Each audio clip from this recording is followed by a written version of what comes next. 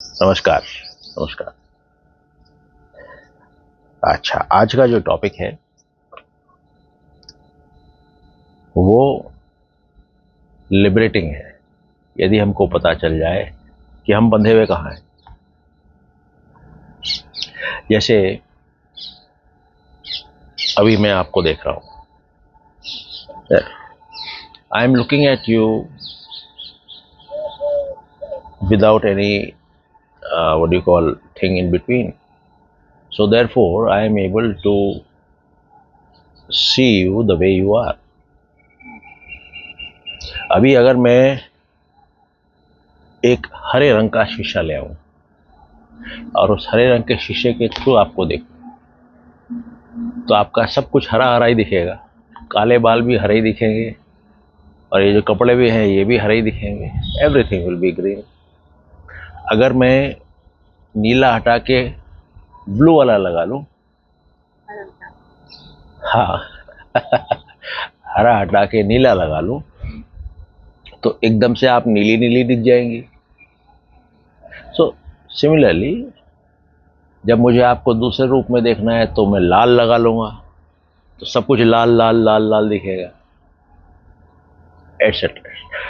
That is to say that जिस medium को मैं इस्तेमाल कर रहा हूं उस मीडियम की तासीर जैसी होगी, मेरा परसेप्शन भी वैसा ही होगा।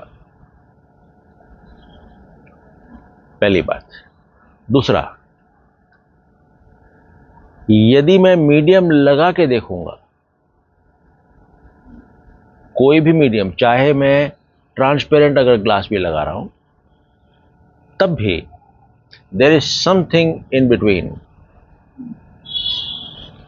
तो मैं आपको देख तो सकूंगा पर आपके अंदर से जो भी एमिट हो रहा है, चाहे वो स्मेल है या जो भी है, मैं उसको परसीव नहीं करूंगा। यानी कि चाहे ट्रांसपेरेंट ग्लास भी है but when it is been between us, मैं आपको उस तरीके से नहीं परसीव कर पाऊंगा जैसे कि आप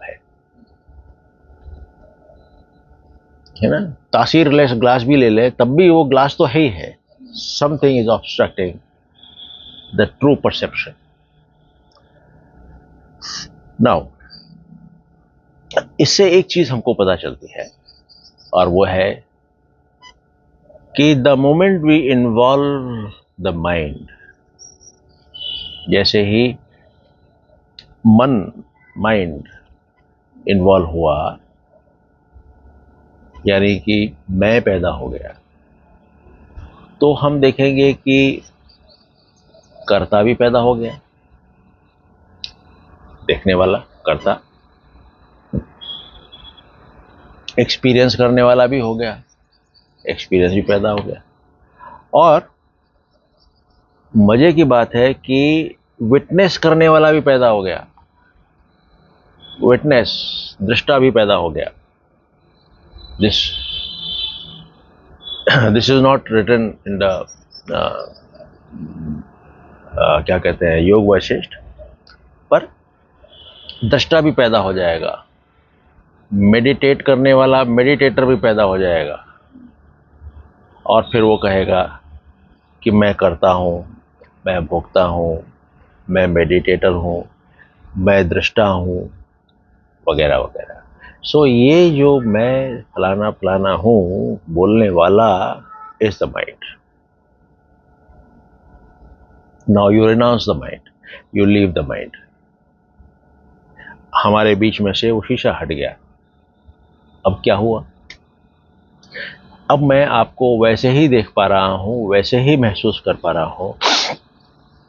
आपके प्रति मेरे वही रिएक्शंस पहुंच रहे हैं जो कि मेरे से एमिट हो रहे हैं। आपसे मेरे को वही मिल रहा है जो कि आपसे एमिट हो रहा है।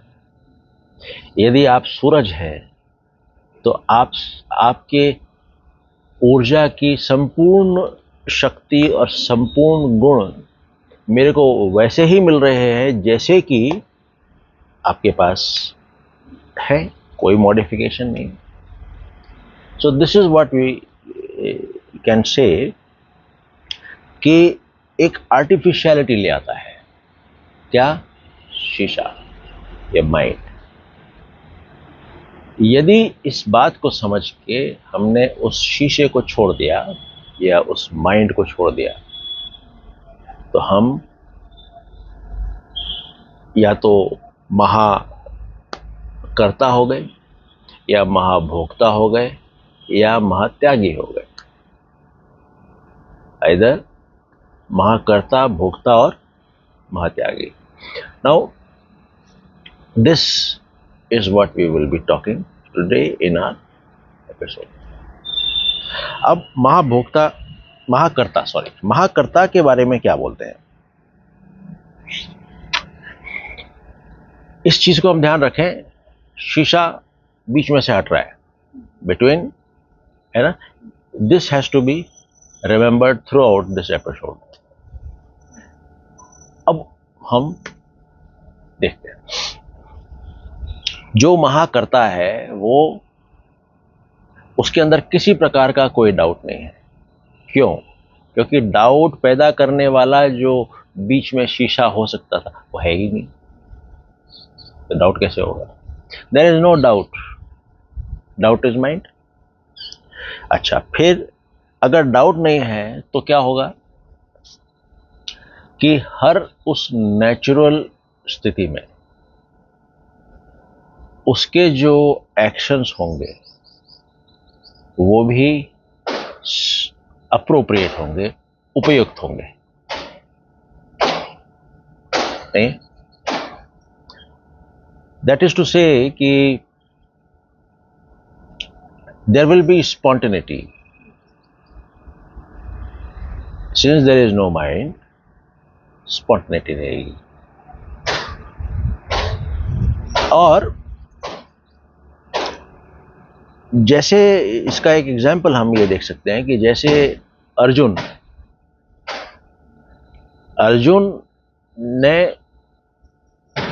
किसी नेचुरल सिचुएशन में अपने गुरु को साष्टांग दंडवत किया होगा, फूल पत्ती चढ़ाई होंगी, वगैरह वगैरह, आदर दिया होगा।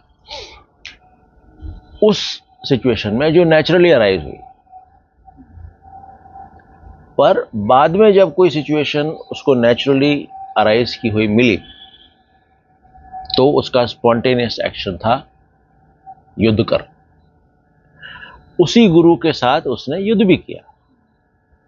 सो व्हेन सिचुएशन चेंजेस,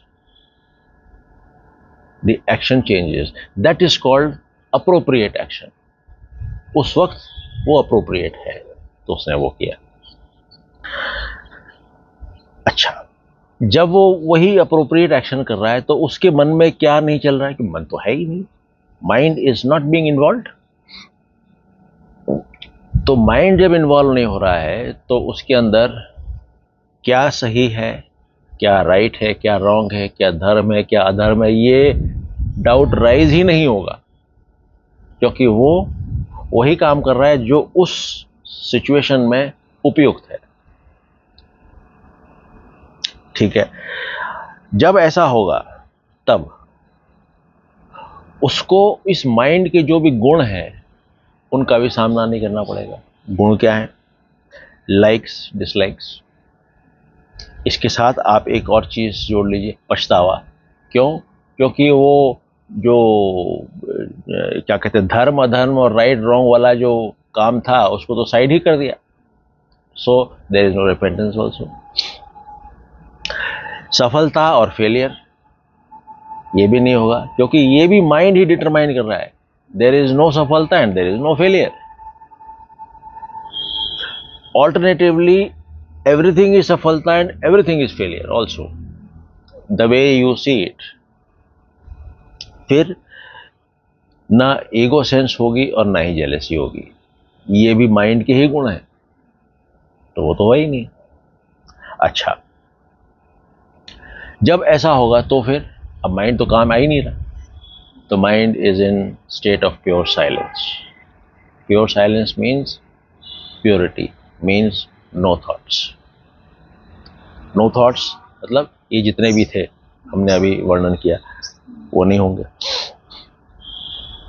और जब वो नहीं होगा तो वो किसी भी चीज से अटैच नहीं हो पाएगा, जुड़ नहीं पाएगा, क्योंकि जुड़ाव मन है। And he will be in a state of witnessing, so he will be a witness, दृष्टा। और जब वो हर चीज का दृष्टा होगा तो he will be without selfish desires or motives or excitement or exaltation, but with mind at peace। ना तो उसके अंदर किसी प्रकार का स्वार्थ, न कामना, न प्रयोजन होगा, न कोई उत्तेजना होगी, न कोई उल्लास होगा। This is how the witness will be. एक स्टोरी भी है पापा जी की। क्या हुआ कि कहीं पे दो आदमी सुबह सुबह लड़ लिए, मामला मजिस्ट्रेट के पास पहुंचा। क्योंकि सुबह सुबह थी तो there was no one who could give a witness. एक ये और एक वो, बस दो ही थे। ये इसका ब्लेम कर रहा है, वो उसको ब्लेम कर रहा है। ठीक है जी। अब मजिस्ट्रेट को पता चला कि there was one person who was there at that point of time, और वो है कबीर। तो उसने, मजिस्ट्रेट ने समन किया कबीर को, तो कहा कि आप इस दिन इस तारीख पे इस जगह पर थे, इस समय पर? तो मैं था। तो बताओ कि पहले किसने मारा, इसने या इसने? You see what he says? He says जिसने देखा वो बोल नहीं सकता, और जो बोल सकता है उसने देखा नहीं। Eyes can see but they can not speak, and tongue can speak but it has not seen. यानी कि इन दोनों को कोऑर्डिनेट करने वाला माइंड है नहीं। सो देयरफॉर माइंड जहां है वहां विटनेस नहीं है। सॉरी, इन लीगल टर्म्स की बात नहीं कर रहे हैं हम, इसकी बात कर रहे हैं। जहां माइंड नहीं है वहां विटनेस है। और ये सांसारिक चीजों के लिए you need mind to coordinate the seeing and speaking.